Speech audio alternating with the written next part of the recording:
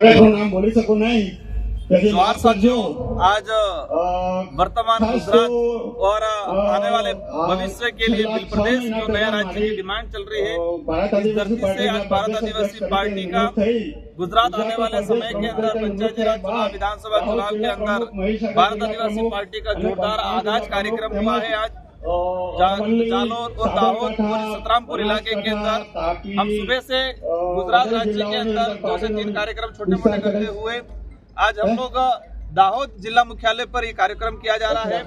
और गुजरात के अंदर देखा गया है कि लंबे समय से भाजपा का राज है, बीजेपी का राज है, लेकिन यहाँ के आदिवासियों की जो समस्या है, यहाँ के आदिवासियों की जो पीड़ा है, आदिवासियों की जो संवैधानिक जो डिमांड है और जिस तरह से आदिवासी समुदाय को विस्थापित किया जा रहा है, छोटे मोटे विकास के मामलों में बड़े प्रोजेक्ट लाके आदिवासियों का जो विस्थापन किया जा रहा है, आदिवासी समुदाय के साथ ही इलाके के अंदर रहने वाले दलित, पिछड़ा, ओबीसी, माइनॉरिटी समाज की जो बात है, मूल रूप से अगर बात करें कि गुजरात के अंदर गरीबों की आवाज कहीं नहीं उठा रही है भाजपा। और भारत आदिवासी पार्टी बिल प्रदेश की मुहिम को लेके, साथ ही संवैधानिक अधिकारों को लेके, जमीन को लेके, आदिवासी बाहुल्य क्षेत्र के अंदर स्वास्थ्य को लेके, शिक्षा को लेके एक मुहिम के तहत, एक अभियान के तहत भारत आदिवासी पार्टी बहुत तेजी से ग्रोथ कर रही है। आज यहाँ पर हमारे सभी वरिष्ठ पदाधिकारियों की मौजूदगी में गुजरात प्रदेश कार्यकारिणी के नेतृत्व में भारत आदिवासी पार्टी का आज कार्यक्रम आयोजित किया जा रहा है। दाहोद के अंदर भारत आदिवासी पार्टी का कार्यालय खोला गया है और हमें उम्मीद है इस क्षेत्र की जनता वर्तमान सत्ताधारी लोगों से और साथ ही कांग्रेस के लोगों से उठ चुकी है, थक चुकी है। उनके पास कोई ऑप्शन नहीं है, एक बार इधर एक बार इधर।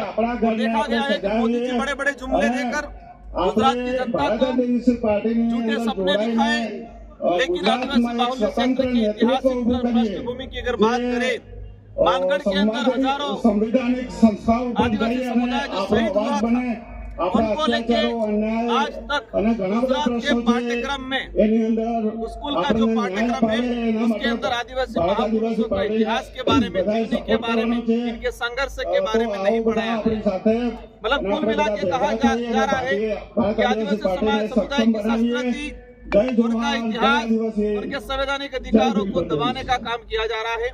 और भारत आदिवासी पार्टी इस क्षेत्र के आदिवासी समुदाय, साथ ही दलित, पिछड़ा, अन्य और किसी भी वर्ग का जो गरीब व्यक्ति है उसकी आवाज बन के गुजरात राज्य के अंदर काम करने का प्रयास करेगी। और हमें उम्मीद है कि इस पार्टी के साथ यहाँ की जनता दिल से जुड़ेगी, संघर्ष करेगी और आने वाले समय में एक शानदार परिणाम आएगा। और इस क्षेत्र की जो डिमांड है, इस क्षेत्र की जो मांगे है, इन मांगों को पूरा कराने के लिए गुजरात की विधानसभा हो, दिल्ली का सदन हो, वहां पर आवाज उठेगी। आज जो बड़े बड़े प्रोजेक्ट के नाम से हाईवे निकाला जा रहा है, आदिवासी समुदाय को विस्थापित किया जा रहा है। जो आदिवासी समुदाय आजादी से पहले जज जमीन पे मकान बना के बैठा है, उसको आज की सरकारें कह रही है कि अतिक्रमण है।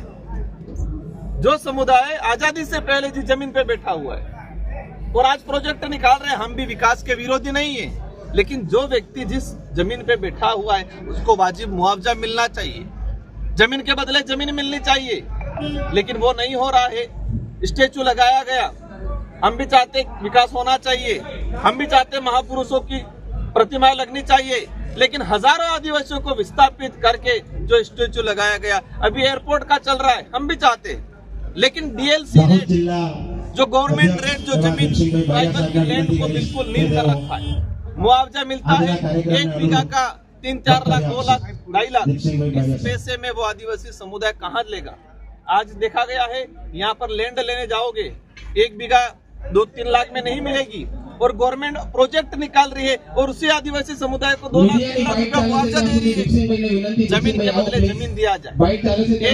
1 बीघा जमीन अगर गई है अतिक्रमण में, या 1 बीघा जमीन अगर किसी प्रोजेक्ट में गई है, तो उस परिवार को 3 बीघा जमीन दिया जाए। इस मुहिम के साथ भारत आदिवासी पार्टी काम कर रही है और अवश्य आने वाले समय में इस पार्टी के साथ लोग जुड़ेंगे और एक क्रांति के रूप में ये पार्टी सिर्फ राजनीतिक उद्देश्य को लेके नहीं, एक सामाजिक क्रांति को लेकर चल रही है और अवश्य परिणाम के रूप में तब्दील होगी। धन्यवाद। जोहार। शुभ नाम सर।